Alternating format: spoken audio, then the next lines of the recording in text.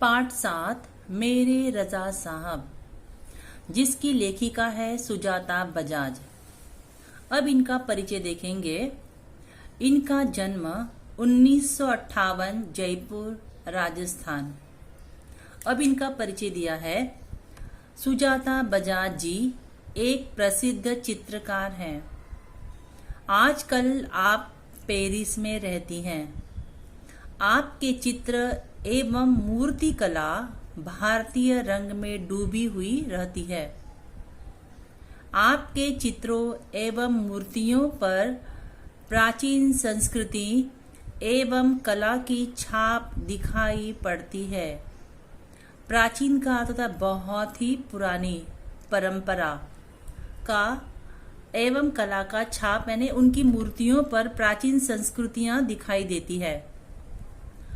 आपने अपनी कला में ऐसी दुनिया का सृजन किया है। सृजन का मतलब होता है निर्माण किया है, जिसमें सादगी भी है और रंगीनी भी है, खुशी भी है और गम भी है। अब इनकी प्रमुख कृतियां देखेंगे। सुजाता जी द्वारा बनाए गए गणेश जी के चित्रों पर आधारित एक पुस्तक प्रकाशित है। अब इस पाठ के संबंध में बताया गया है। प्रस्तुत पाठ में प्रसिद्ध चित्रकार सैयद हैदर रजा के बारे में लेखिका सुजाता बजाज ने अपने संस्मरण लिखे हैं। यहाँ रजा साहब के सर्वधर्म समभाव, मानव मात्र से प्रेम, युवा कलाकारों को प्रोत्साहन, उनकी जिज्ञासा वृत्ति, कृतियों के प्रति लगाव आदि गुणों को दर्शाया है। इस पाठ में एक सच्चे कलाकार के दर्शन होते हैं। यहाँ पर लेखिका सुजाता बजाज ने हैदर साहब के बारे में बताया है। यहाँ पर हैदर साहब सर्वधर्म समभाव, यानी सभी धर्मों को वह समान रूप से देखते थे। मानव मात्र से प्रेम, वह सभी लोगों से प्रेम करते थे। और जो युवा यानी यंग कलाकार होते हैं, उनको प्रोत्साहन करते थे। उनकी जिज्ञासा वृत्ति, कृतियों के प्रति लगाव आदि गुणों को यहाँ पर दर्शाया है। इस पाठ में एक सच्चे कलाकार के दर्शन होते हैं। अब हम पाठ के बारे में देखते हैं। 23 जुलाई सुबह सुबह ही समाचार मिला, रजा साहब नहीं रहे। और यह सुनते ही मानस पटल पर यादों की एक कतार सी लग गई। 23 जुलाई सुबह सुबह, जिसे हम युग्म शब्द कहते हैं, यह योजक चिन्ह से जुड़ा हुआ है। समाचार का अर्थ खबर। कौन सी खबर मिली? कि रजा साहब नहीं रहे। रजा साहब इस दुनिया में अब नहीं रहे, वे इस दुनिया को छोड़कर चले गए। और यह सुनते ही मानस पटल, मानस पटल का अर्थ है मस्तिष्क में यादों की एक कतार सी लग गई। यादों की कतार, कतार का हम कहेंगे कि एक के बाद एक यादें दिमाग में आती गई।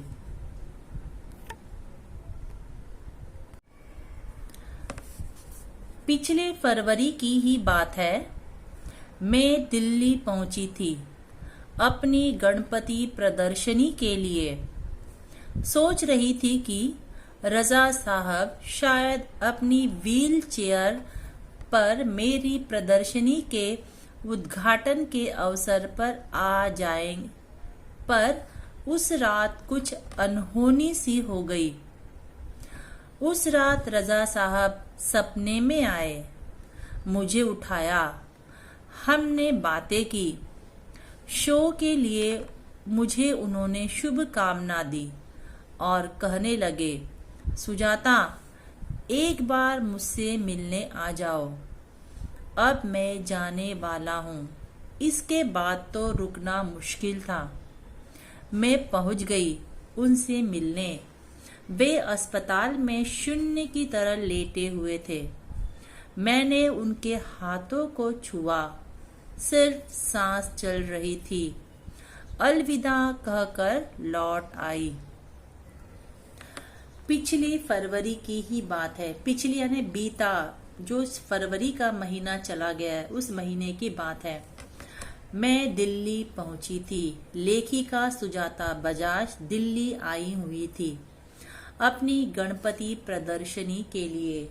प्रदर्शनी का मतलब होता है वहां पर तरह तरह के वस्तुओं का प्रदर्शन किया जाता है, उसे कहते हैं प्रदर्शनी। मतलब लोगों को दिखाने के लिए अलग अलग तरह की वस्तुएं रखी जाती है। तो यहाँ पर उन्हें गणपति की मूर्तियों की प्रदर्शनी रखी हुई थी। सोच रही थी कि रजा साहब अपनी व्हील चेयर पर मेरी प्रदर्शनी के उद्घाटन के अवसर पर आ जाए। अब मैं सोच रही थी, मैं यानी कौन, सुजाता बजाज, क्या सोच रही थी कि रजा साहब शायद अपनी व्हील चेयर, मतलब उनकी तबीयत अच्छी नहीं थी तो वो व्हील चेयर पर बैठ करके मेरी प्रदर्शनी के उद्घाटन का मतलब क्या होता है, शुभारंभ के अवसर का मतलब था मौका, उस अवसर पर आ जाए। पर उस रात कुछ अनहोनी सी हो गई। अनहोनी का मतलब होता है जो घटनाएं नहीं होनी चाहिए वे घटनाएं हो जाती है। उस रात रजा साहब सपने में आए, मतलब सुजाता बजाज के सपने में रजा साहब आ गए। मुझे उठाया, हमने बहुत सी बातें की। शो के लिए उन्होंने मुझे शुभकामनाएं दी। शुभकामना का मतलब होता है अच्छी अच्छी आशीर्वाद दिए और कहने लगे, सुजाता एक बार मुझसे मिलने आ जाओ। सपने में उन्होंने मुझे कहा कि मुझसे मिलने आओ। अब मैं जाने वाला हूँ। जाने वाला हूँ का अर्थात है कि अब मैं नहीं बचने वाला हूँ, अब मैं संसार को छोड़कर जाने वाला हूँ। इसके बाद तो रुकना मुश्किल था। ये सब बातें होने के बाद तो अब मेरा रुकना वहां पर बहुत मुश्किल था। मैं पहुंच गई उनसे मिलने और सुजाता बजाज रजा साहब को मिलने पहुंच गई। वे अस्पताल में शून्य की तरह लेटे हुए थे। शून्य का मतलब होता है शांत, स्थिर होकर वे लेटे हुए थे। मैंने उनके हाथों को छुआ। सुजाता बजाज ने अपने हाथों से उनके हाथों को छुआ। उनकी सांसें चल रही थी, वे जीवित थे और उन्हें लेखिका अलविदा कहकर लौट आई। और लेखिका सुजाता बजाज उन्हें अलविदा ने, अब मैं चाहती हूँ, ऐसा अलविदा कहकर वह अस्पताल से लौट आई। रजा साहब अपने धर्म के साथ साथ उतने ही हिंदू और ईसाई भी थे।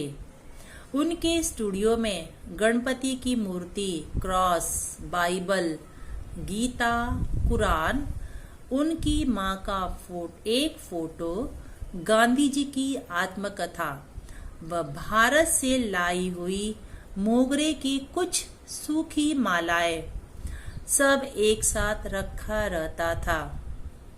वे गणेश को भी पूजते थे और हर रविवार को सुबह चर्च भी जाते थे। रजा साहब अपने धर्म के साथ, यानी उनका जो धर्म था, मुस्लिम धर्म था, उसके साथ साथ वे उतने ही हिंदू भी थे। यानी अपने धर्म के साथ साथ वे हिंदू धर्म और ईसाई धर्म को भी मानते थे। जिस तरह से वे अपने धर्म का सम्मान करते थे उसी तरह वे दूसरों के धर्म को भी सम्मान देते थे। उनके स्टूडियो में गणपति की मूर्ति, क्रॉस, बाइबल यह ईसाइयों का ग्रंथ, गीता यह हिंदुओं का ग्रंथ और कुरान यह मुस्लिम का ग्रंथ। उनके साथ साथ उनकी माँ का एक फोटो, गांधी जी की आत्मकथा, यानी गांधी जी की आत्मकथा की कोई बुक, भारत से लाई हुई मोगरे की कुछ सूखी मालाएं, और मोगरे की कुछ सूखी हुई मालाएं जो भारत से लाई गई थी वे सब उनके स्टूडियो में रखे हुए थे। सब एक साथ रखा रहता था, यानी सब गणपति की मूर्ति, क्रॉस, बाइबल, गीता, कुरान सभी को वह एक साथ रखते थे। अर्थात वे सभी धर्मों को समान भाव से देखते थे। वे गणेश को भी पूजते थे और हर रविवार को सुबह चर्च भी जाते थे। वे गणपति की भी पूजा करते थे और ईसाइयों के चर्च में भी हर रविवार को सुबह सुबह वे जाते थे। एक दिन जहांगीर आर्ट गैलरी में प्रदर्शनी देखते हुए किसी ने कहा, अरे यह तो एस.एच. रजा है। मैं एकदम सावधान हो गई क्योंकि मेरी सूची में उनका भी नाम था। मैंने उनके पास जाकर कहा, रजा साहब, आपसे बात करनी है। वे देखते ही रह गए। उन्होंने मुझे इंटरव्यू दिया। बहुत सारी बातें हुई। अचानक मुझसे पूछने लगे कि आप और क्या क्या करती हैं। मैंने कहा, मैं कलाकार हूँ, पेंट करती हूँ। वे तुरंत खड़े हो गए और कहने लगे, चलो तुम्हारा काम देखते हैं। एक दिन सुजाता बजाज जहांगीर आर्ट में प्रदर्शनी देखने गई हुई थी। तो किसी ने कहा, अरे यह तो एस.एच. रजा है। मैं एकदम सावधान हो गई। लेखिका एकदम सावधान हो गई, यानी खबरदार हो गई, क्योंकि मेरी सूची में उनका भी नाम था। सूची का मतलब लिस्ट, यानी सुजाता बजाज की जो लिस्ट थी उसमें हैदर साहब का भी नाम था। उनके पास जाकर कहा, रजा साहब, आपसे बात करनी है। लेखिका हैदर साहब के पास जाकर उन्होंने कहा कि मैं आपसे बात करना चाहती हूँ। वे देखते रह गए। उन्होंने मुझे इंटरव्यू दिया। लेखिका से उन्हें बहुत सी बातें की। अचानक मुझसे पूछने लगे कि आप और क्या क्या करती है। उन्होंने मुझसे पूछा कि आप इसके अलावा और क्या क्या करती है। मैंने कहा, मैं कलाकार हूँ, मैं पेंट करती हूँ। मैं कलाकार हूँ और मैं पेंट करना मेरा कार्य है। वे तुरंत खड़े हो गए और कहने लगे, चलो तुम्हारा काम देखते हैं। और वे खड़े हो गए और उन्होंने क्या कहा कि चलो मैं तुम्हारा काम देखना चाहता हूँ। मैं सोच में पड़ गई। मेरा काम तो पुणे में है। उन्होंने बताया तो वे बोले, चलो पुणे। ताज होटल के सामने से हमने टैक्सी ली और सीधे पुणे पहुंचे। उन्होंने मेरा काम देखा और फिर कहा, आपको पेरिस आना है। आपका भविष्य बहुत उज्जवल है। लेखिका सोच में पड़ गई। जब रजा साहब ने पूछा कि हम तुम्हारा काम देखना चाहते हैं, तो वो उन्होंने क्या कहा कि मेरा काम तो पुणे में है और मैं इस समय कहाँ पे हूँ, मुंबई में हूँ। उन्होंने बताया तो वे बोले, चलो हम पुणे चलते हैं। ताज होटल के सामने से हमने टैक्सी ली और सीधे पुणे पहुंचे। उन्होंने मेरा काम देखा और फिर काम देखने के बाद क्या कहा, आपको पेरिस आना है।